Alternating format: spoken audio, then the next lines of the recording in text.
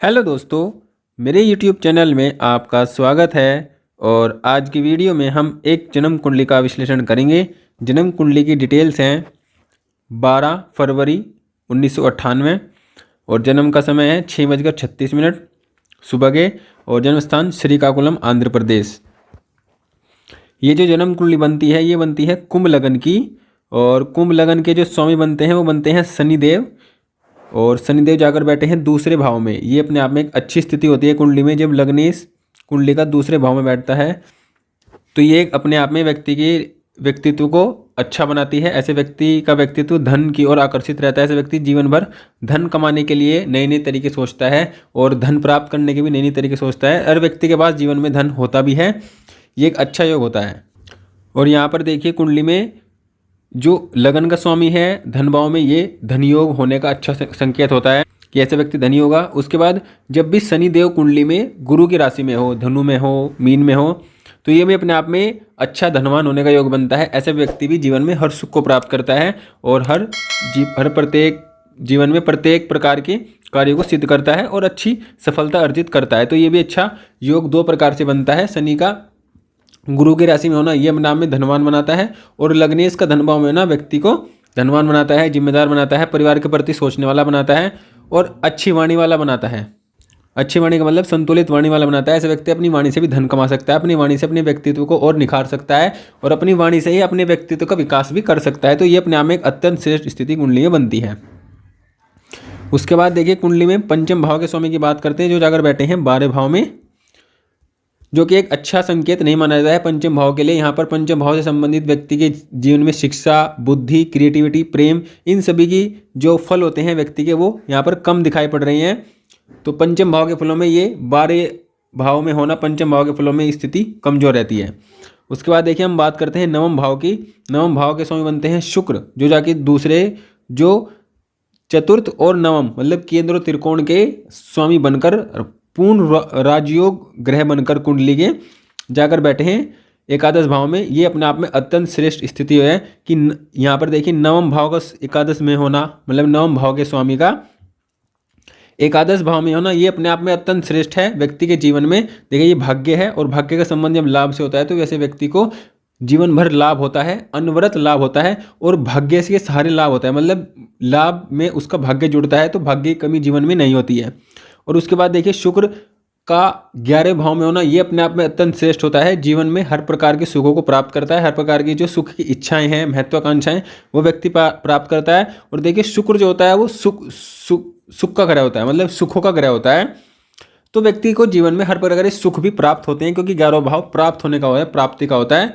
और ये अपने आप में अत्यंत श्रेष्ठ स्थिति कुंडली में बनती है कि जब नवम का स्वामी एकादश में हो तो ये अपने आप में अत्यंत श्रेष्ठ, और एकादश में शुक्र हो ये अपने आप में अत्यंत श्रेष्ठ। तो ये भी अच्छी स्थिति बनती है। मतलब यहाँ पर शुक्र की और शनि की बात करते हैं तो अत्यंत श्रेष्ठ स्थितियों में दोनों ग्रह बैठे हुए हैं।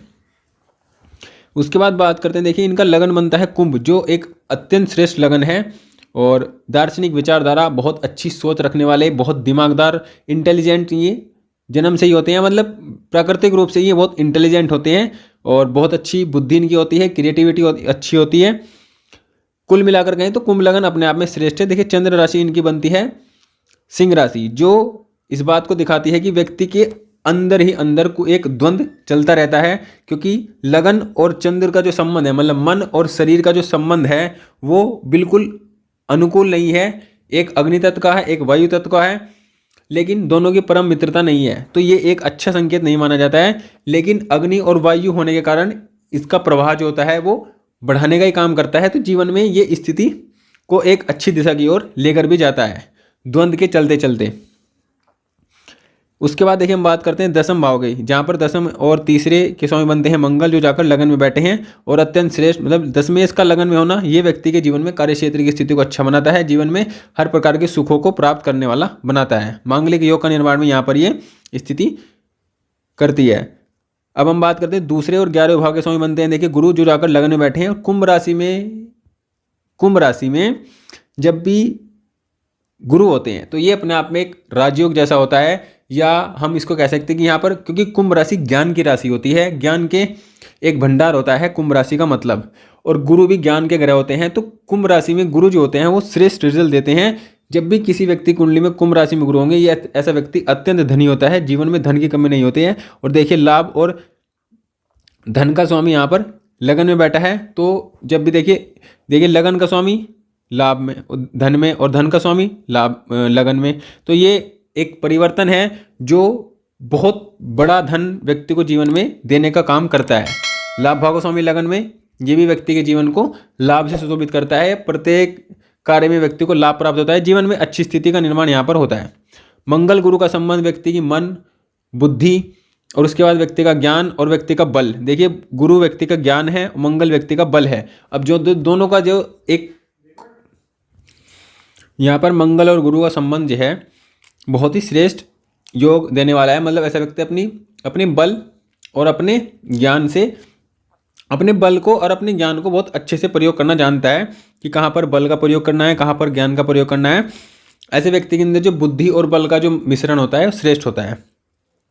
तो कुल मिलाकर हम देखें तो कुंडली में ग्रहों की स्थितियाँ बहुत अच्छी हैं, लेकिन यहाँ पर देखिए सप्तम भाव में चंद्र और राहु का निर्माण हो रहा है।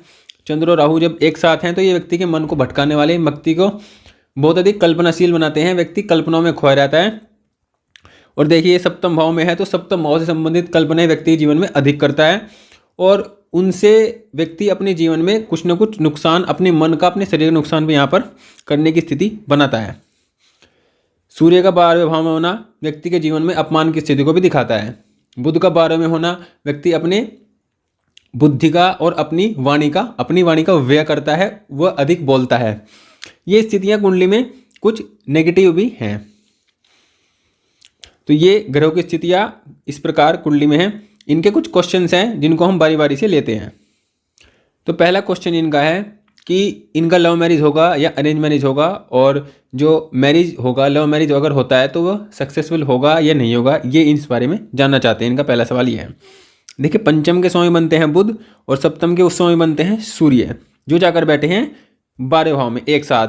तो यहाँ पर लव मैरिज की स्थिति तो बनती है, लेकिन 12वें भाव में है, बुध अस्त हैं, तो ये इस बात को दिखाता है कि प्रेम विवाह तो जीवन में हो सकता है, लेकिन उसके सफल होने की संभावनाएं बहुत कम यहाँ पर दिखाई पड़ती हैं। और अगर हम इसी चीज़ को नवमांश में देखते हैं, देखिए नवमांश की स्थिति को अगर हम करते हैं तो यहाँ पर पंचम के स्वामी बनते हैं शनि और सप्तम के स्वामी बनते हैं मंगल, जो दोनों ही अपने घर में एक दूसरे से चतुर्थ सम के बैठे हुए हैं, दोनों ही केंद्र स्थिति में बैठे हैं। तो देखिए यहाँ पर लव मैरिज होने की संभावना है, लेकिन लव मैरिज क्योंकि दोनों ही पाप ग्रह हैं, शुभ ग्रह का प्रभाव यहाँ पर नहीं है। बुध का है, बुध का प्रभाव विवाह के लिए अच्छा नहीं माना जाता है। और सूर्य देखें यहाँ पर भी 12वें भाव में है, जो सप्तमेश बनते हैं लगन कुंडली के। तो इसके अकॉर्डिंग हम देखते हैं कुंडली में जो लव मैरिज के योग तो हैं, लेकिन लव मैरिज बहुत अच्छी चले, सक्सेसफुल हो, इसकी संभावना कम है। इनका सवाल ये भी है कि इनकी मैरिज कब होगी, ये भी जानना चाहते हैं। देखिए मैरिज की हम बात करते हैं तो सप्तम के स्वामी बनते हैं सूर्य, और सूर्य देखिए यहाँ पर सूर्य की दशा भी इनको चल रही है, सूर्य में गुरु इनको चल रहे हैं। तो सूर्य कुंडली में देखिए कुंभ लगन की कुंडली हो और सूर्य की दशा हो तो व्यक्ति का जीवन अच्छा नहीं होता है। व्यक्ति के जीवन में कुछ ऐसे काम होते हैं, कुछ ऐसी जीवन में स्थितियां बनती हैं कि जिनमें व्यक्ति स्वीकार नहीं करना चाहता है, जीवन में स्थितियां अनुकूल नहीं होती हैं, क्योंकि कुंभ लगन के लिए सूर्य की दशा सबसे मारक दशा होती है। तो यहाँ पर देखिए सूर्य यहाँ पर 12वें भाव में बैठे हैं, जो कि विवाह के स्वामी तो बनते हैं, लेकिन विवाह कराने की स्थिति में नहीं है। और यहाँ पर देखिए चंद्रमा का संबंध बनता है